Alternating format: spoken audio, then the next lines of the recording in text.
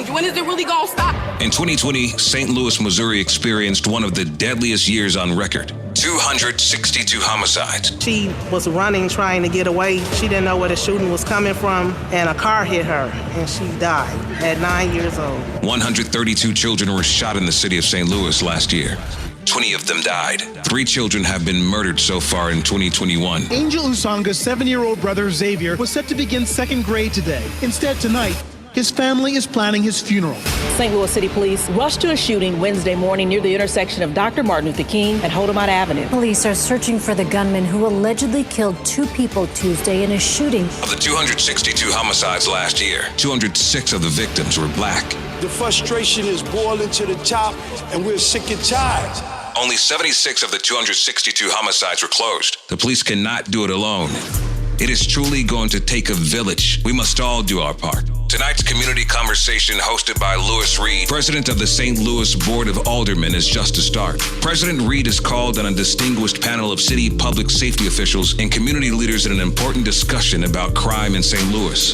This discussion will be led by African-American men speaking directly to the African-American community. Hi, this is BJ the DJ, program director for Magic 104.9, 100.3 The Beat, and Hallelujah 1600. It is an obligation to our community that we support important conversations like this when we can. Tonight's topic of public safety is important to me and my family as well. Let's turn it over to the community conversation moderator, Mr. Keith Antone.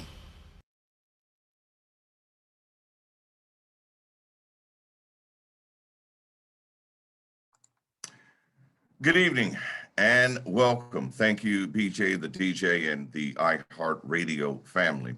Before we begin this evening's program, I'd like to call on Reverend Charles Norris, the pastor at St. James African Methodist Episcopal Church.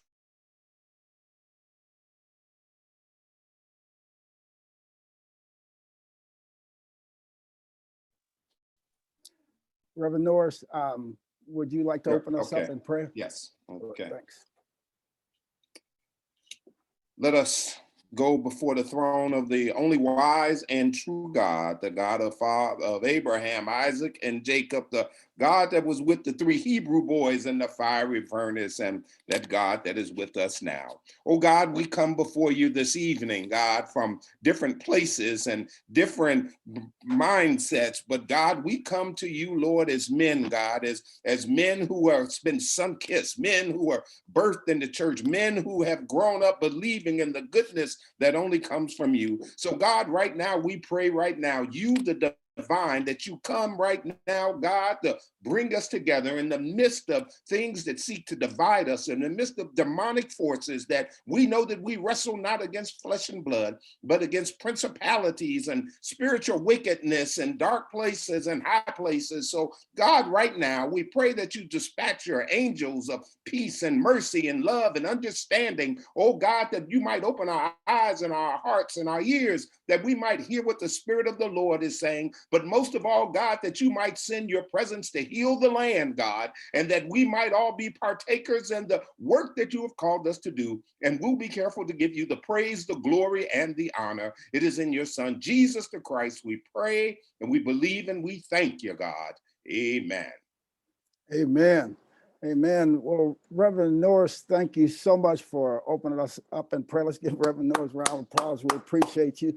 And thank you for all this work that you're doing with the Clergy Coalition, and also all the things that you do in outreach from your church. You're working within the community, address the issues of public safety directly, and I'm appreciative of it. But you're attacking it from its root cause. So you know, I know I, for one, am thankful for that. I'm coming tonight not as the president of the Board of Aldermen. I'm coming tonight as a father of 4 kids, a person who has, you know, traveled end to end across this city, but across the country. Who, you know, when I meet some of the young people, I see so much hope in their eyes, and I know that they can achieve more. And you know, my heart hurts when I see some of the kids that end up going down the wrong road, especially young African-American men. because it happens more to young African-American men than any other population on planet Earth, especially in the United States.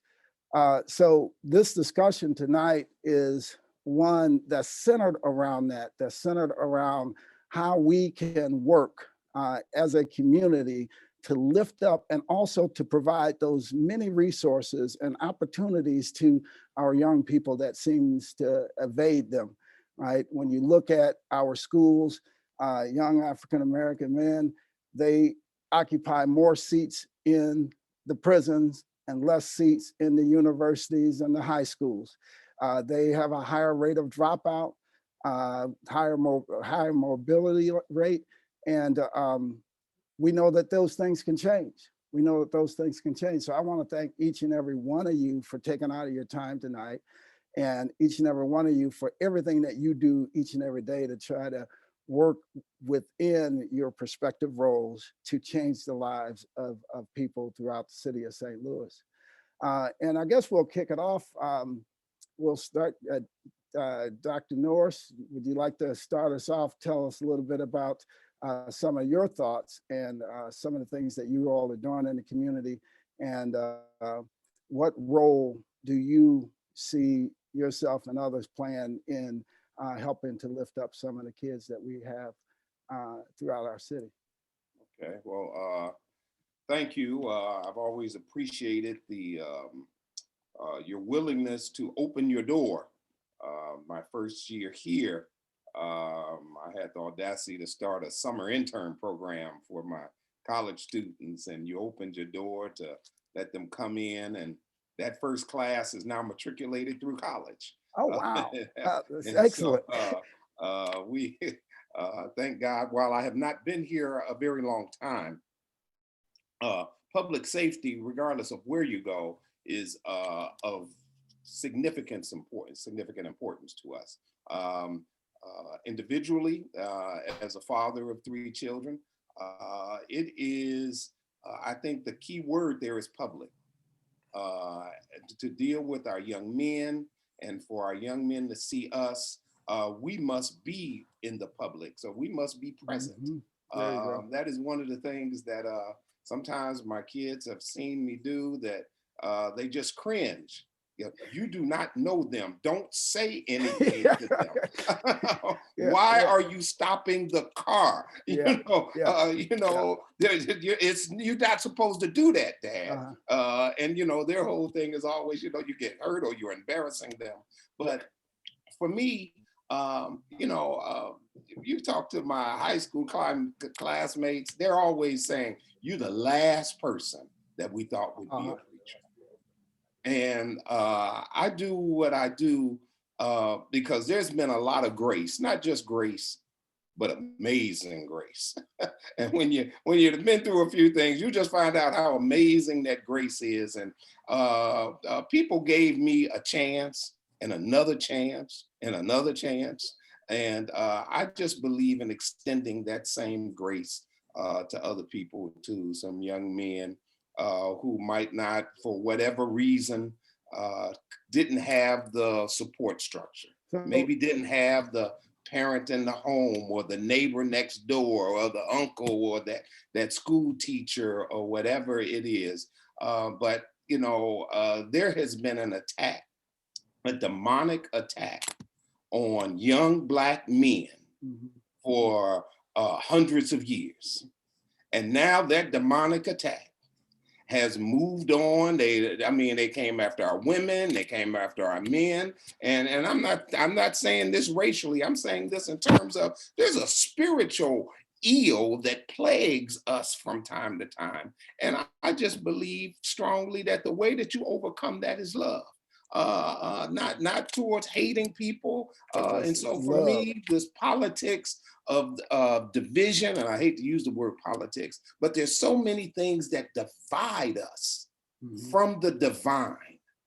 And we ought to sharpen our swords and get wiser, to not fall in the traps that cause us to be divided and partake in divisive policies and divisive actions that have nothing to do with really us, but somebody else's agenda. Mm-hmm. And so as Black men, and as a Black man, I always encourage my sons to think deeply, but most of all, to think spiritually, because it's usually more to it than you see. And sometimes we want to claim victory a little too soon than it really is time to do that. So, so that's why I do what I do in the Ville neighborhood. One last thing, I used to go over, walk in the neighborhood sometime. In my first 6 months or so, I tell them where I was walking. They say, "No, you're not." No, you're not walking over there on New Scared Pastor. No, you're not. And I'm like, why not? And there was even a time that I would take the bus so that I could become familiar with what was going on in the city. You want to find out what's going on, get on that public transportation. It's a whole different world. And so I just would like for it to be safe, the way it was safe for me, the way I want it to be safe for my children. And that's why I reach out for partners like yourselves and others to make it safe for our children. Well, thank you, Reverend Norris. And you said a lot of great things there. One of the things, and Keith, you had lost connection, but one of the things you said was that you continue to reach out, right? And keep yourself open to help bring people along. And you're a church without doors. You're not just locked up in your church and waiting for people to show up. You're out in the community trying to touch them personally, tell them your story, and humanize yourself with them, right? So that they understand that, yes, he is he is a person and has lived through some things also. And I can, achieve great things also. Okay, President Reed, I'd like to just say that we're welcoming our real STL News family to the stream tonight. If you have questions for our panelists, please email President Reed at reedl@stlouis-mo.gov or put it in the comments section, and our team behind the scenes will make sure that we get those questions. This is the start of an ongoing discussion. We'll be hosting other community conversations similar to tonight's with other members of the community as well. So make sure you stay tuned for more information on that. Thank you, Reverend Norris, for opening up that prayer and your opening remarks. We're going to jump down to Chief John Hayden. He is the current St. Louis Metropolitan Police Department Chief. Chief, we're going to throw the same question to you. As President Reed said earlier, you weren't born the chief, but this is something that we're talking tonight, and we want you to come just talk to us. Sure, I certainly appreciate this opportunity to share. And I think it's important though, Keith, that people understand what we're up against. When you talk about violent crime, I know that a lot of people wake up in the morning and you see one person dead, two persons dead or what have you. But I kind of want to set the context, and I think it'll be helpful, and I'll be very brief. But our gun violence inflicted on victims on a regular basis, you already mentioned that we had 262 homicides last year, is rarely random. I think that's really key. I think when you just hear about the shooting, people tend to think, hey, that might happen to me. I think the key is that it's not random at all. 85% of our gun violence is either drug related or based on some other personal dispute between two or more individuals. So there's always, as the investigations have proven, there's some relationship. Sometimes it's a loose one, but there's a connection there. 15% of it is domestic, and so what we're trying to address in this conversation, and hopefully people will join in, is the fact is that all this is very personal stuff. From which police officers are trying to intervene, as well as organizations. The pastor mentioned that the church is trying to do its part. But the challenge is, because it's personal, the folks involved won't necessarily tell on each other. In fact, quite often when a person is shot, we spend time through ShotSpot or what have you, trying to figure out where it happened at. People want to throw us off the trail in order that they don't have to share the story about what their involvement was. They don't want to tell you that I came down here to do a drug deal. And so that's it. And because it's personal, the pastor already mentioned, his family says, hey, what are you doing getting involved? Other folks who are not involved in the dispute don't readily get involved. And you hear us pleading oftentimes about getting, hey, if you want to make it anonymous or what have you, Crime Stoppers is a way to make it anonymous. But we literally plead on a regular basis for folk to come forward. Hey, in the best case scenario, we can make an arrest like we did with the triple homicide the other day. So, but when we'd have little or no information that's coming in, that investigation is going to be stymied.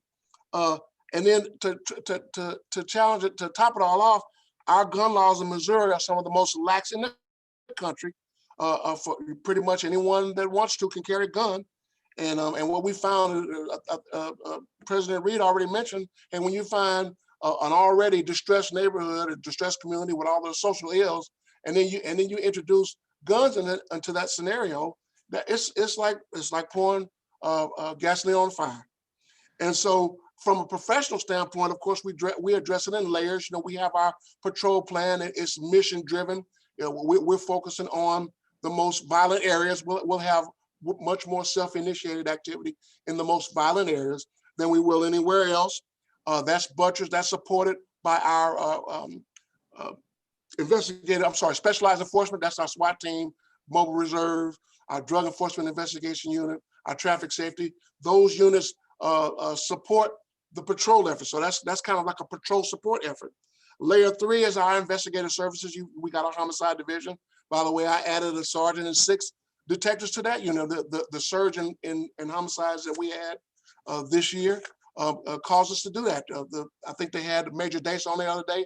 That's more homicide personnel than we've ever had in our whole career. But it was necessary. They provide a thorough investigation.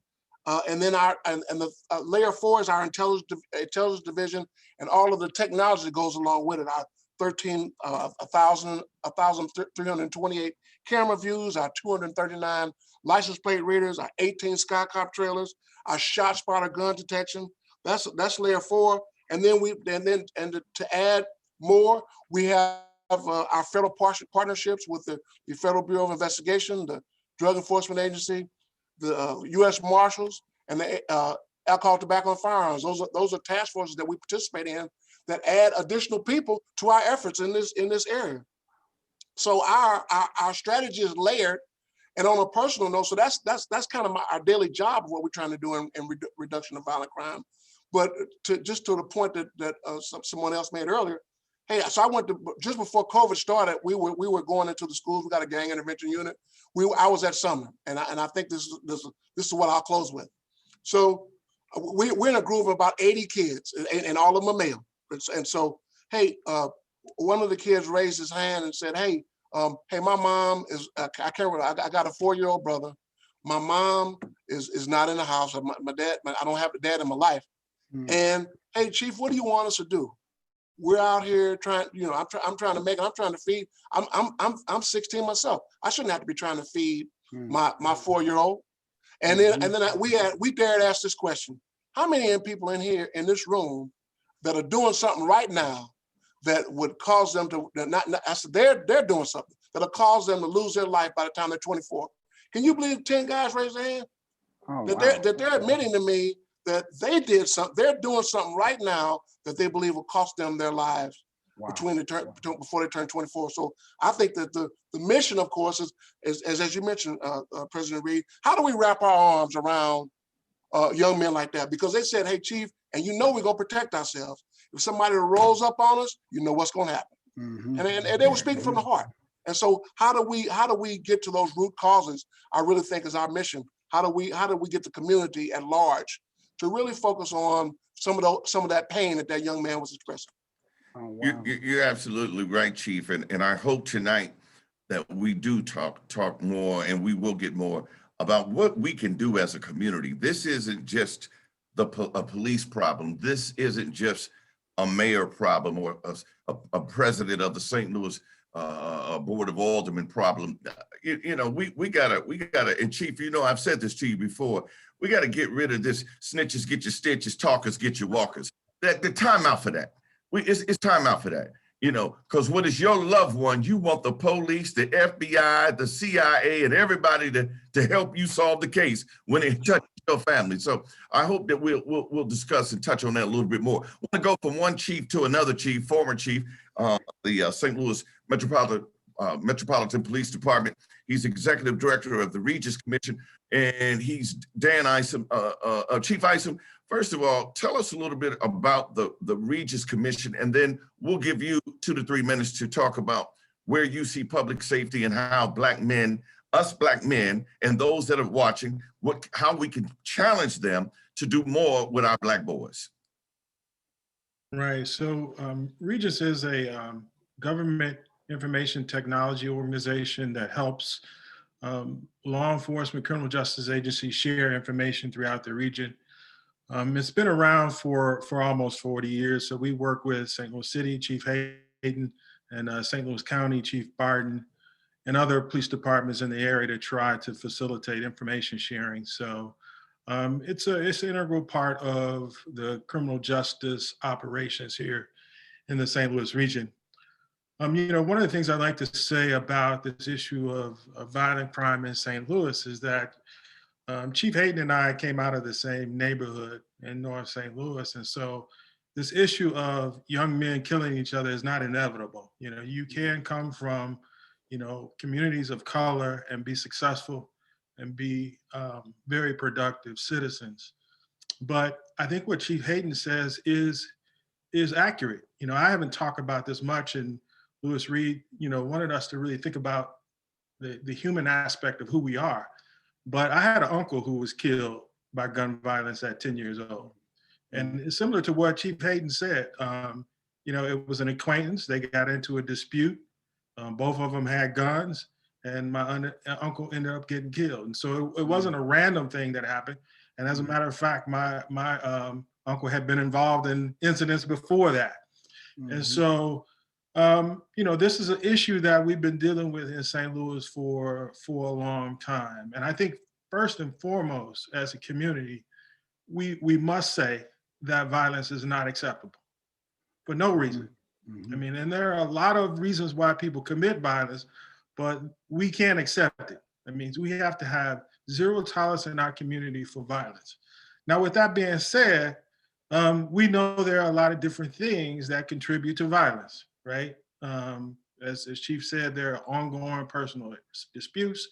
There are a lot of social and economic problems that we are dealing with in our community that impact people's decision to use violence to either get respect, mm-hmm. solve a problem, or because they're lashing out because of some trauma that they've had in their lives. We know that happens. But when I think about, the things that I'm doing today and the things in our lives that made us who we are, it went back to, who were the men in our lives who were models of behavior for us mm-hmm. as Black men, right? Mm-hmm. Our fathers, mm-hmm. our coaches, our teachers, and they weren't always men, they were women as well, Black mm-hmm. men, Black women. Our mothers probably was the most forceful presence in our lives. Yeah. But, there were other things when we grew up, community opportunities. I remember, based on what Chief Hayden was saying, summer programs that I went to at Sumner, camps that I went to, that were involved in as a youth. And so I think those are things that we have to think about. What are the opportunities we have for kids out there? And so, through the police department, we have the Police Athletic League, which is very instrumental in all of our lives. And I continue to be involved in that, trying to create opportunities for young people. How can we replace, those mentors that we had in our lives that showed us the right direction? So I'm involved with Big Brothers and Big Sisters, trying to be a big for individuals and trying to support that organizations. And then I'm also involved in Boys Hope, Girls Hope, which tries to take young people out of very difficult circumstances and place them in a home where they can get the support they need. The problem is, as Chief indicated, how do we do that at scale? I mean, the problem is so large that how do we replicate the things that happen in our lives that put us on the right path? And even we made mistakes along the way with all the support that we had. And so, that is the big question of how do we replicate that for these children who have not had the support. But at the end of the day, I think we have to send a strong message that knowing all of these challenges, we cannot accept and we cannot excuse any violence. And I'm not saying anybody else, but I think we need to make that clear that there is no excuses for violence in our community whatsoever. But we will try to give people the support and the means that they need to have successful lives. And I don't think we figured out how do we do that at scale, but I think that is where we need to be headed in the future. And Chief, you had mentioned a couple of very, very great programs. At the end of tonight's discussion, we will be putting in the chat section and giving you some other programs and organizations that are doing some great work, because you're right.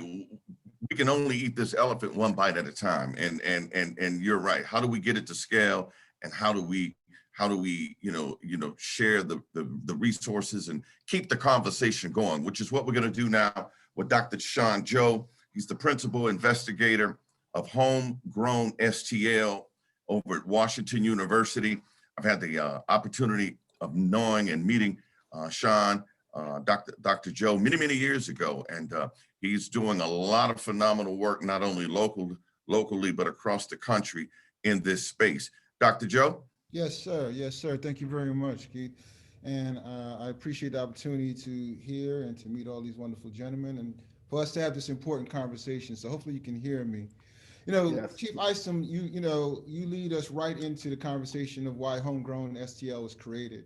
I moved here right after Michael Brown was killed. Actually, was on August 10th, and I brought my two sons with me. So they're now young college men just beginning their careers, but I brought them here to St. Louis, focus on that one idea, that can we do something at scale? There are 60,000 Black boys and young men ages 12 to 29, 60,000 in the city and county of St. Louis. So we needed to know what our scale was. So I'm a scholar, I'm a researcher, I'm at the Brown School, I'm a professor there, and I wanted to be a part of a homegrown solution to what's happening with Black boys and young men. And that's how I came to this wonderful community, and I was invited and able to connect. And our focus right now is that you have to create a table. And we hope that the Homegrown Table is the space where we can do this kind of organizing on a regular basis. In science, they talk about the blood-brain barrier. If the barriers between your blood vessels connect to your brain, that's a problem. But we have a lot of good solutions in the region, but for some reason, it's not getting to the point where it's impacting the lives of those who are dying out there in the street. So we have to create a table to allow us to burst that blood-brain barrier, to let the good ideas lead to our strategies to move towards one thing. And let me focus this conversation a little bit now. What we're really talking about is, from our point of view as Homegrown, is that we need a table to talk about how does this city and county ensure the personal safety of Black males. That's their perception that if they're in need, that they can reach out to public safety services or other services to say, I can feel safe in being able to then speak when someone else is threatening me. And I have another way to approach it beyond the approaches that you so eloquently spoke to, taking it up myself. Right now, they know how to take it up themselves. And the science that we have studied right now in this region says that more Black men are more willing to take it up themselves because they don't feel that they can trust the public safety services to really keep them safe, even if they want to do the right thing. So we said, if you change the dynamics or you change the conversation to focus on personal safety, and what can we do? one of the things that we've learned is that other regions have taken this sort of approach. The fear of crime, the fear of being victimized, the fear that you have no one to turn to, if you use that and understand that, residents would then begin to believe they can trust public safety to be able to speak to their needs and be able to trust them that they will do something about it. So it's an opportunity for both public safety, law enforcement to collaborate with residents if we take this kind of personal safety approach. I know growing up in New York, and I've only been here for 6 years, so I think I got 14 more before I become a true, well-respected St. Louisian. So I'm working on towards my 20th year. I know I need. What high school you went to? Yeah, though? you gotta get a high school. I have to figure out. I have to talk about what high school my children went to. I'm going to do it that way, you know. But the point is that we want to highlight, and in Homegrown, we've been looking at the different policies that might work to increase Black males' personal safety. We have good recommendations, but right now we need to connect the dots and work at this problem over time. You need to invest in this over time, and you have to have a table that's constantly focused on this, and we have to create that space. And that space requires that we center on their personal safety. As Chief Hayden says, none of this is random. Let me tell you about St. Louis that I've learned. Since 1980, St. Louis used to rank about 36 among major metropolitan areas in terms of homicide and death. At that same time, Black males 18 to 29 made about $30,000 a year. Today, we rank close, either number 1 or somewhere in the top 5. Today, Black males working, these are working Black males, make about $10,000 a year. So none of this is random. Their low level of wages is not random. The level of poverty, which is violent, is not random. So if you're eating this elephant one at a time, you must have a table to coordinate that. And that's why we became the My Brother's Keeper initiative for the region by the Obama Foundation, to say we have to have this table to do that level of planning and intentional, non-random investment, strategizing, coordinating, retooling around Black boys and young men that ensures their personal safety. We figured that's how you scale. You scale with intention and investment, and then some group that's keeping their eye on the prize no matter what. They're not doing everything, but they're making sure that we can work with law enforcement to say, let's focus on their sense of personal safety. That's what all citizens want. Our citizens want that. And as you know, let me close with this. Last year, it's estimated that 134 Black males of prime working age got a college degree out of St. Louis City and County. I mean, St. Louis City, 134. Of the victims of homicide, 206 of them last year were Black males. So more Black males are dying of homicide than graduating with a bachelor's degree. That's not random. And change will not be random either. Let's be intentional and let's come together at the table. And there's a group of experts who can focus on this issue together. Wow. Dr. Sean, what I'd like for you to do while I'm going to jump back to President Reed, put some links in the chat for us to some of your organizations and the work, because it's a lot. And what I want to make sure tonight that we have takeaways, and Chief Isom, we're going to talk about your 911 program as well, and we're going to give resources. We're going to have takeaways. President Reed, you've been now president of the Board of Aldermen. I believe this is your 3rd term, and you've always made like public safety kind of like that was almost like your badge of honor. Talk about some of the things that you've done in your position as president of the Board of Aldermen around public safety and keeping, our men and women and children and families safe in St. Louis. All right, thanks, Keith. It's the 4th term, but that first one, I want to forget about it. It was a long time ago. But I've had an opportunity to work on a lot of public safety issues and work with both Chief Isom and Chief Hayden, Reverend Norris, all on various different initiatives. one of the programs we're working on now is Cure Violence, and Cure Violence wants to get out in front of the public safety issue. It works to, deliver a system of wraparound services to families to help stabilize families, but they engage with the families because someone within that family ends up in a high risk category and they're on that track to, enter into a life of crime, or they're already there. And they work to transform them. And they use people who were previously incarcerated, people who previously came from the life, who now have turned their lives around and want to work to transform the communities that they once lived in. And I'm very proud of the program. It's just now getting up and going. And I think that's going to bring some great things to the city of St. Louis. And one of the things that I thought about when listening to Dr. Sean Jones was just a magnificent amount of information. And both the chiefs and also Reverend Norris telling the story, is that we have to invest our way out of this issue, right? And we have to invest our way out of this issue. But as the doctor said, and it has to be very intentional. When I say invest, it can be dollars, it could be time, it could be resources, all those things, right? To transform the communities that people are growing up in, and the environments that they're living in, and the circumstances that these families are dealing with each and every day. I can tell you, because I grew up in a very, very difficult, childhood. Not because my parents weren't great. My parents were incredible. I had a great mother and great father, right? But they were working class people. And it was tough in the days when I grew up. And there were 9 of us kids. And my mother, my mother didn't let us get away with anything. But we had that structure within the household. But I would like to hear more from some of the other people here tonight. Okay. All right. Good deal. Thank you, sir. And that's what we're going to do.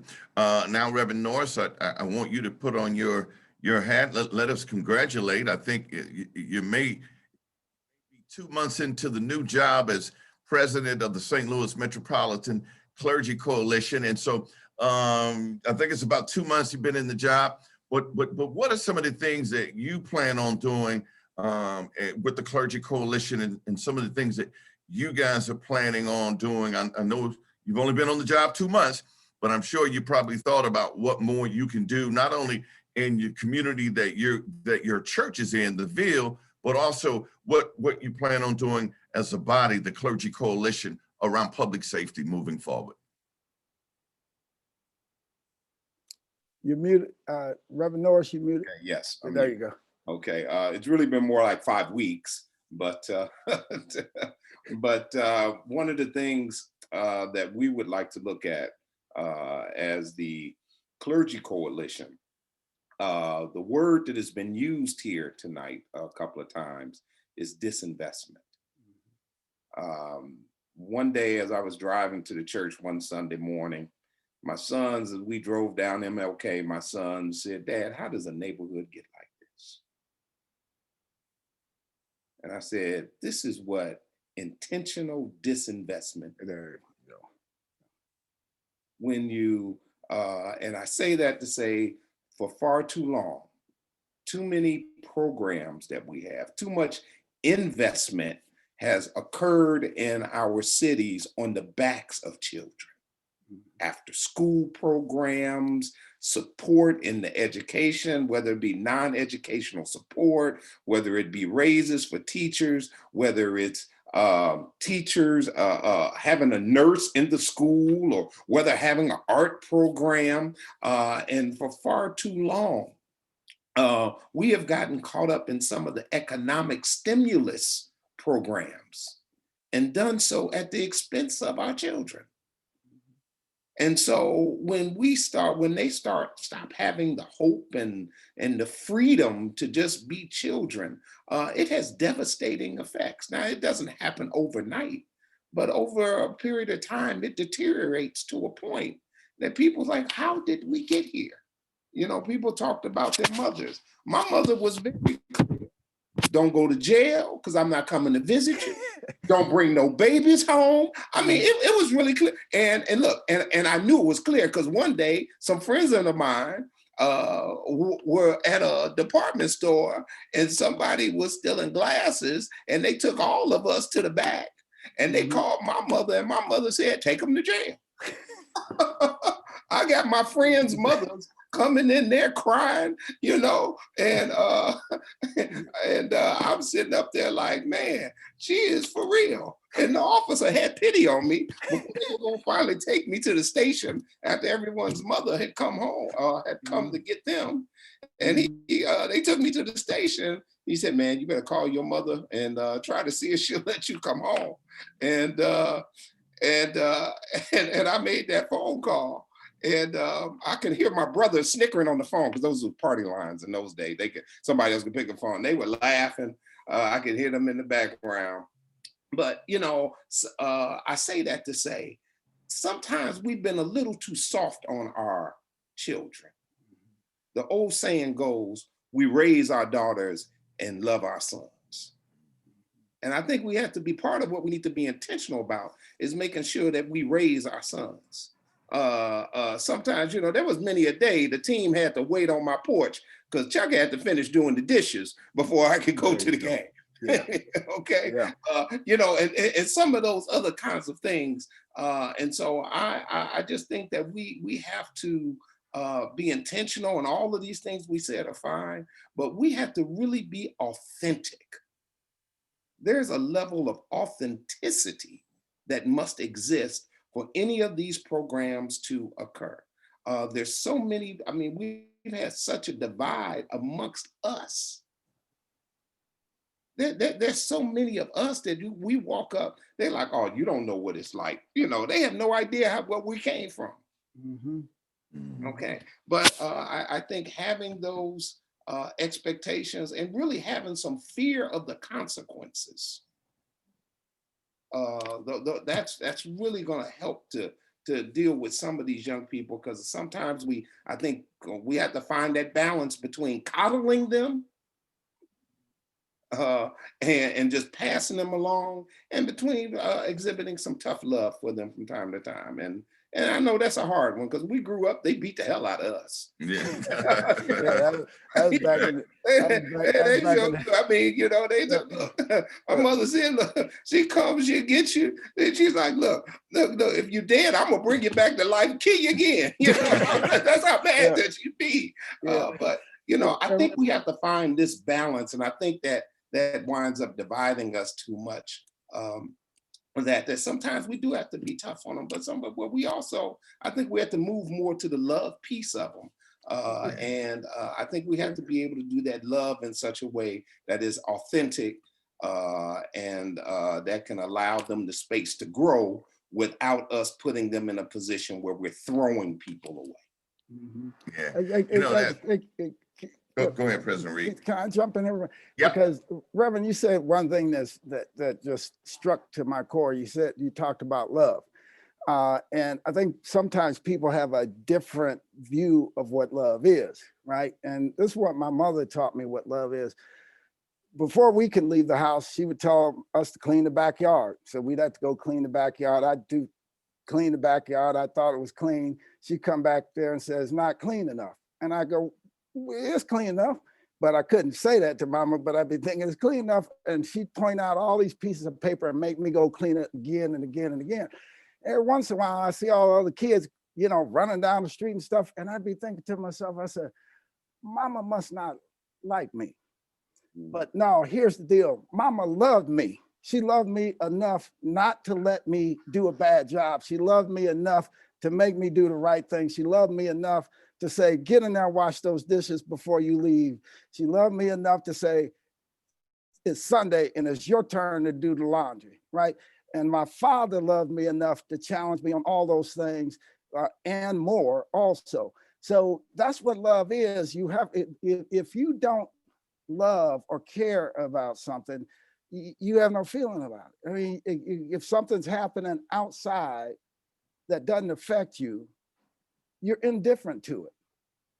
So we have to love our way out of this thing too, by caring enough to engage and caring enough to tell the truth about these things as they occur, and getting parents to tell the truth and getting parents to challenge the kids also.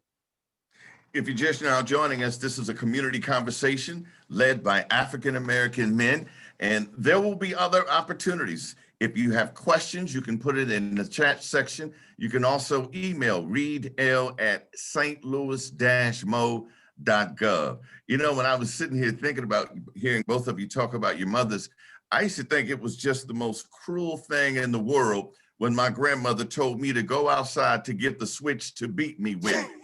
Pick the weapon that you gonna whoop my butt with. And I used to get the smallest one, and she said, oh, no, buddy. She'd go back and get 3 or 4 and then tie them up together, and then she'd have something to really go at with me. So then I start saying, I better get the big stick from the beginning.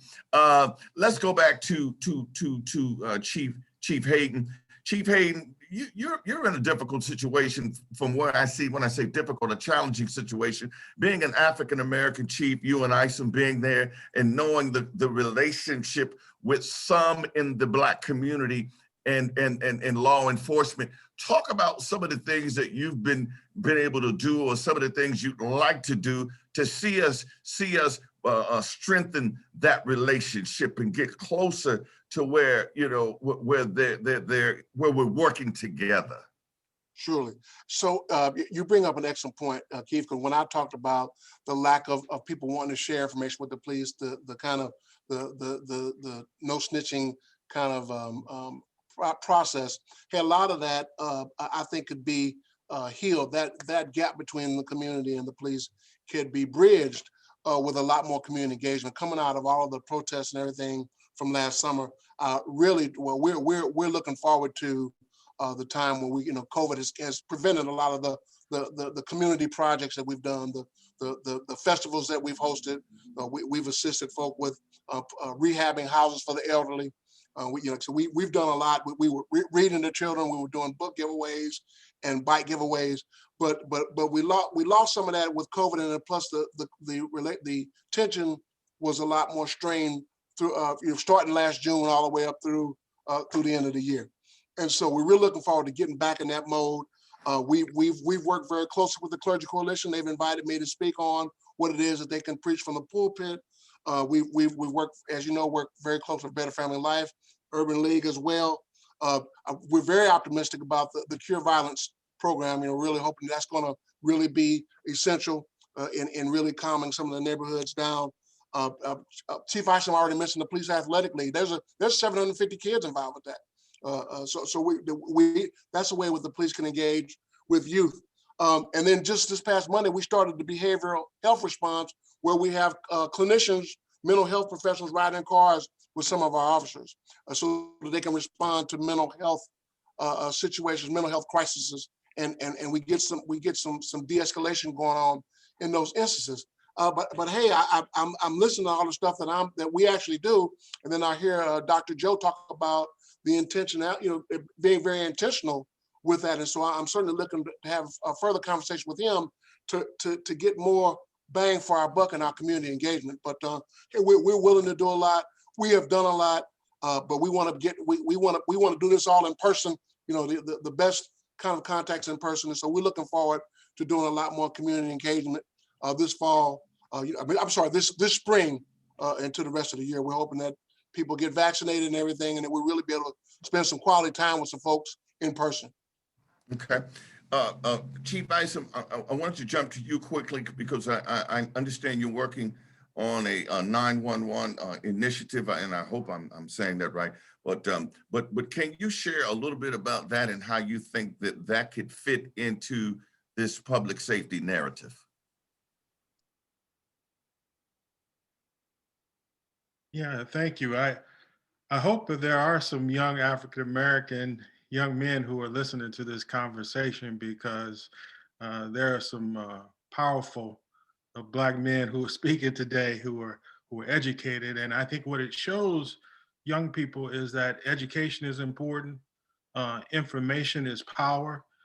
Information has the ability to control and direct your life in a positive way and come up with solutions that are not violence-based, right? And so one of the things that we're working on at Regis in that area is trying to provide more information regionally, not only to law enforcement, but also to the community as well. As we've talked about, this is not random. So if it's not random, it's predictable, right?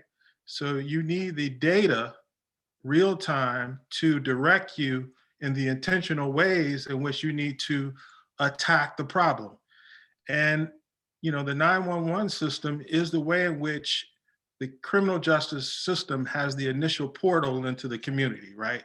It's a mechanism by which the community has a problem, they call on the police and the police respond. That data is really valuable data, not only to share across borders, because we know crime has no borders. People are moving from St. Louis City to East St. Louis to St. Louis County. What people don't realize, and I know Chief Hayden understands it a lot, the crime that happens in St. Louis is not just St. Louis people. And they come from all corners of this region. And so what we're trying to do at Regis is to connect these 911 systems to each other so that everybody has a picture of what is happening in their region real time and historically as well, because this is a dynamic situation and we have to be jumping in and attacking the problem as it pops up in different communities and sharing information. But not only that, sharing information with the public, right? Because this is a situation where people do need to take ownership or their own personal responsibility for public safety. Chief Hayden needs the public to be a partner in public safety. He cannot do it by himself. He needs the county. He needs the Metro East. He needs the citizens.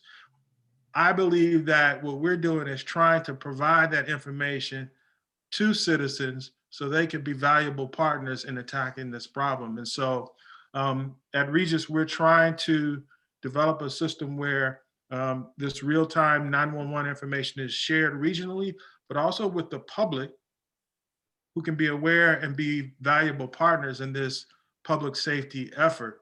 And also to share resources as well.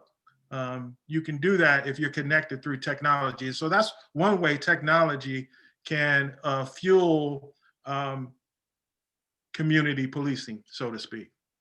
Okay, gentlemen, we are really just about out of time. So what I want to do is go through and let all of you have 2 minutes to and I know that's tough, but 2-minute closing statements.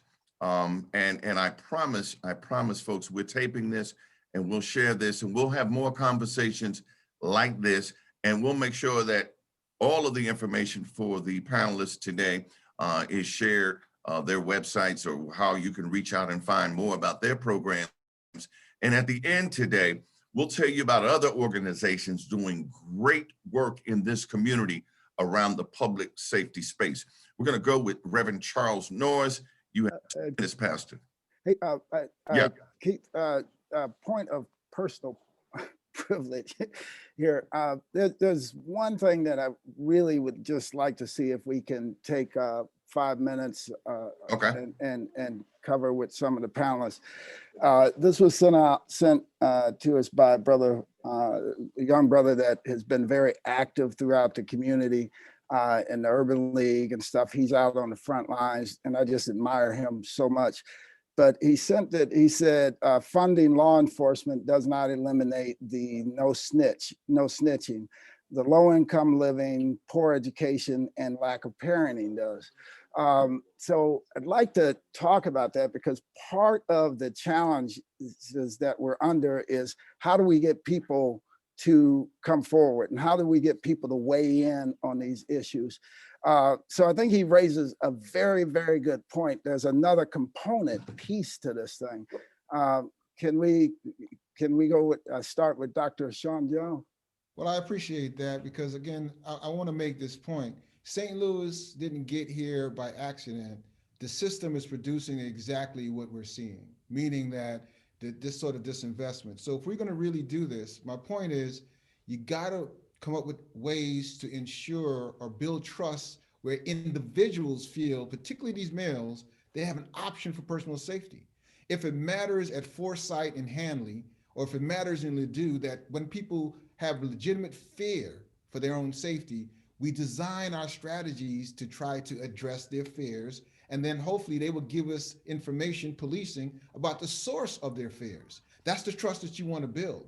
But if you don't get to a point where residents feel that they can trust in how in telling you, or that you will do something about it, then it's hard. We're stuck in a cycle. So how do we move forward? I think we have to, one, understand people's sense of personal safety fears. We got to survey it. We got to understand it. Let it feed into police strategy and tactics. Two, you got to make sure that law enforcement officers who are engaging in many of the things the chief talked about, that is collected as metrics for which they could be evaluated, and not just the number of arrests or the number of tickets. That's important. And right now, it's not part of our system to reward that and to capture that. And then you have to use that information to direct how patrolling and canvassing is done, where you have a cooperation between the residents and public safety leadership. I think if we really center it around Black male personal safety, we can make a difference. And then the last thing is, we all know, a job cure all, a job with a livable wage. And where these young people, they fear believing in a dream. They don't really fear as much of what you're talking about, some of the things we talked about. They fear more believing that, wait a minute, if I invest in a dream, I can actually do that. They're more afraid of trying that route. So we have to then be intentional of saying, no, dream big, and we're going to be there. So if we don't have the capacity to in our structures, in our relationships to do that, then it's hard to see any change. And if 40 years of data tells me anything, we got to build the capacity, although we have wonderful things going on for a few people. All right. We've got a ton of questions, and there's no way that we can get it all done in an hour and 10 minutes. So as I keep saying, we will continue the conversation, and you can email. I've got a couple of people that want to know the email.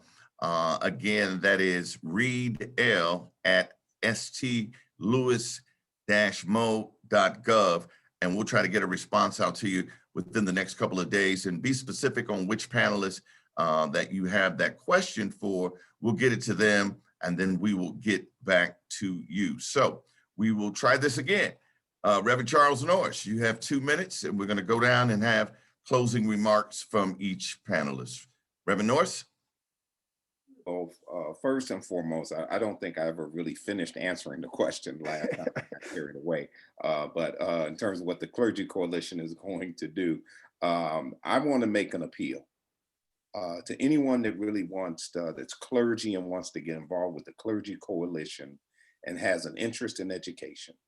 Because where I was going with that, we really need to learn how to be more proactive in the education arena as opposed to reactive. When schools are being closed, when things start happening, we show up. But then after that, what's our agenda? What's our plan? We've got this landscape of charter schools, public schools, private schools, all these kinds of things. We really, as clergy, need to get serious about that. Not only Christian education, but making sure, because that's where many of our schools started from the church. And so that's one of the things that I would like to see the Clergy Coalition to do more of, is to really get involved in that space of education. We've got a lot of the other things covered. But in addition to the Clergy Coalition, I'm also the chairperson for the the steering committee for Cure Violence, that advocates dealing with this crime as a public health issue.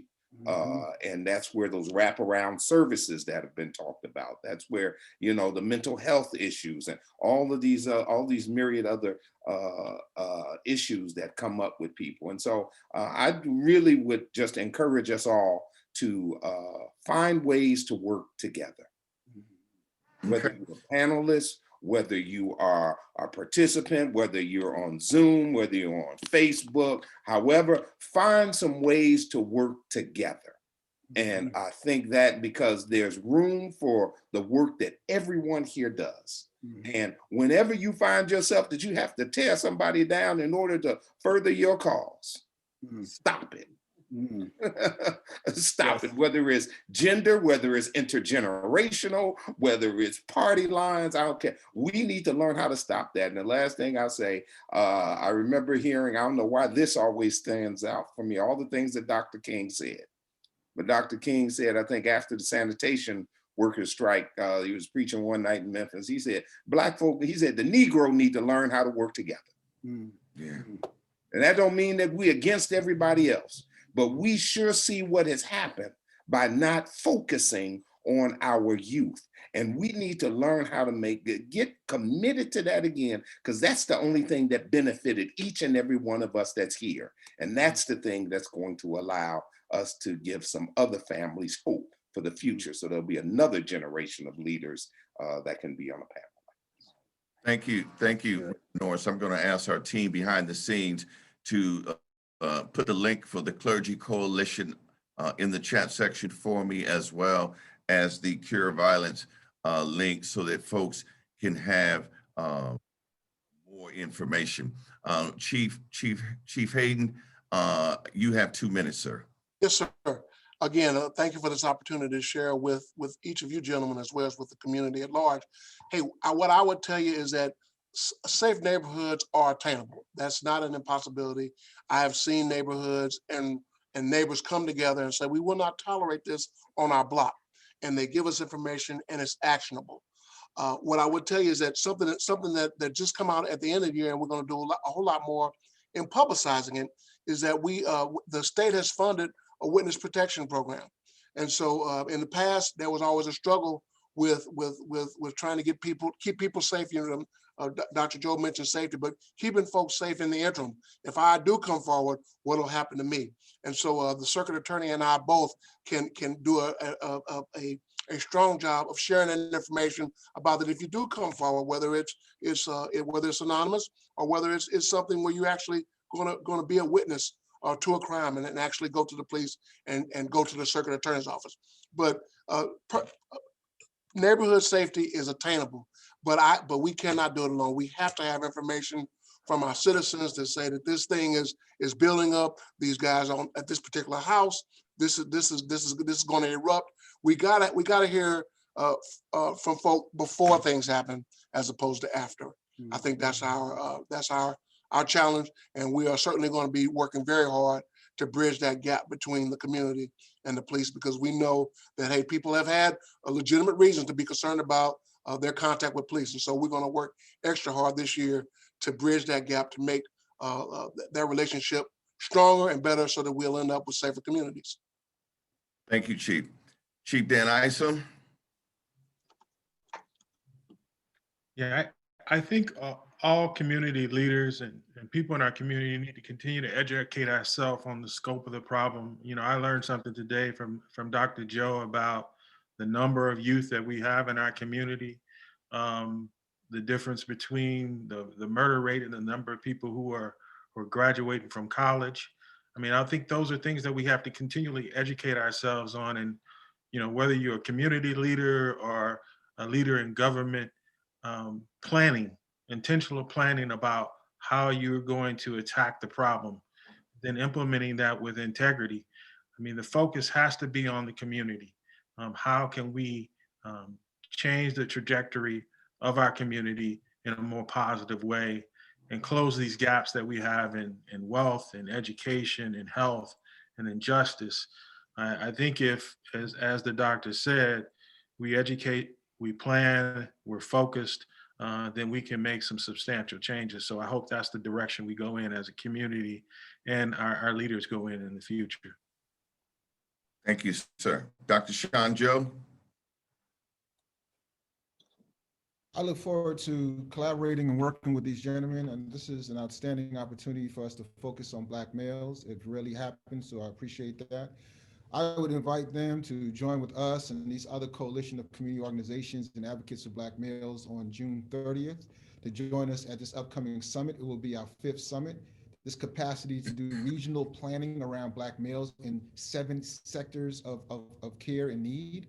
But specifically, I'm hoping for this conversation that we can join together to advance any strategy that would increase Black males' sense of personal safety, and to work with law enforcement to ensure that they have the metrics that will reward them and count this sort of community engagement as part of their duty and as part of their responsibility, just like we would measure other things. We have the brain power to do that. And then last, but if not least, this is always a conversation not about how you ensure the public safety from Black males. It has to be how you ensure the personal safety of Black males. If we don't do that, another generations of chiefs and organizers will be right back at another table in 40 years. Thank you, so let's stay focused on the task. Thank you. Okay, thank you. Thank you so much, Dr. Sean Joe. Before we have closing remarks from President Reed, I want to say, I want to personally thank all of you for participating. This just gets me excited. I've been excited about this since the day that President Reed said, let's bring Black men together to talk about this, because I truly do believe that birds teach birds how to fly. Fish teach fish how to swim. It is up to Black men to teach Black boys how to be men. And so I do think we've got to take our rightful place, and we got to stand up and we got to get more involved. I said, I'm personally saying it here publicly that I'm going to get back out on the battlefield. I've been gone a long time, been doing that thing called raising a family, but I'm back and I want to get more involved and I want to help. Let me talk about some of the other programs right quick, and then President Reed will close. Here's some of the other organizations doing work in our community. We talked about the Father Support Center, the Save Our Sons program, St. Paul Saturdays, which I had the opportunity to be the executive director for 10 years, the 100 Black Men, the Kappa Leaguers. There's a host of other organizations. This link that we're going to put up in the chat section is from the St. Louis Area Violence Prevention Commission website. And there are tons of organizations. Just make it a point to go out and either volunteer, whether it's be at your church or with one of these organizations. It takes a village, and we got to be there. The police can't do it themselves. City government can't do it themselves. The clergy coalition can't do it themselves. It takes a village. And with that, I'm going to turn it over to President Reed for the final words. Well, thank you, Keith, and thanks to each and every one of our panelists. I am just, just so thankful for the work that you do each and every day, and also taking out your time tonight to talk about such an important subject. This is such a huge subject and such a huge challenge that we cannot even come close to breaking it down and covering all of it in an hour. But I think that with the time that we had, you all have done just an incredible job of raising some very good questions, but also providing some information and direction, right? And filling in some of the missing pieces for folks. You know, nationwide, African-American children represent 32% of the kids who are arrested, 42% of the kids who are detained, 52% of the cases that are judicially waived to criminal court. And yet they only represent 14% of the population. So 14% of the population are overrepresented in our criminal justice system. So we know that there's work to be done. And we know that there's great things that can come out of these kids. And when we look at some of the things that some of our young kids have been challenged with, and the environments that they've grown up in, and the things that they've gone through, and whether they've been detained or locked up or not, whether they come out of prison or not, I think it's important to look at each one of these kids as kids that, if given an opportunity, they can grow up and do great things. So the question is, how do we have that intentional investment, as Dr. Joe and the chiefs and Reverend said? How do we do that consistently? And how we do that in a way that we transform our community. So I'm looking forward to coming back together and having these discussions, but also turning this into some action. And Dr. Joe, I'm looking forward to getting involved with Homegrown STL. And I hope you will share more information about how all of us can play a role in what you're doing out in front, right? And I think that both of the chiefs for all the programs that they're offering through the community, and Reverend Charles Norris, thank you for taking the lead on Cure Violence. That's gonna save lives, it's gonna save families, and it's gonna transform some of the kids in our streets and get them back on the right path. So I appreciate the work that you're doing. And Keith, thanks to all that you've done for all the years. You know, our kids grew up together. So I know what kind of father and what kind of parent Keith is, and I appreciate him deeply.